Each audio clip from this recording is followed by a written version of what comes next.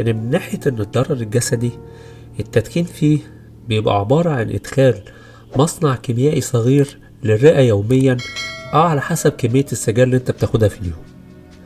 إنما العادة السرية هي ضغط عصبي داخلي بيفرغ توتر، وما بيسببش تلف عضوي لو كان باعتدال، على عكس التدخين مفيش فيه اعتدال. السيجارة الواحدة ضررها بيكون مؤكد. ولو جينا من ناحية الإدمان، فالنيكوتين مادة بتأثر مباشرة على مستقبلات الدماغ، لذلك الإدمان هنا بيعتبر بيولوجي وكيميائي في نفس الوقت.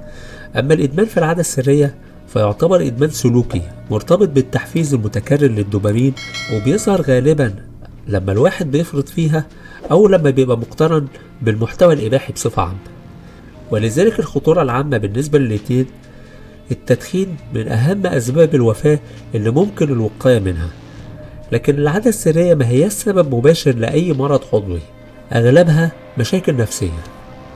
ولكن الفرق إن التدخين بيعمق القلق ده على المدى الطويل بسبب إن أنت بتعتمد كيميائيا عليها، ولكن العادة السرية بتخفف التوتر مؤقتا، لكنها بتتحول إلى دائرة قهرية، وإذا اعتبرت هي الوسيلة الوحيدة للهروب من المشاكل.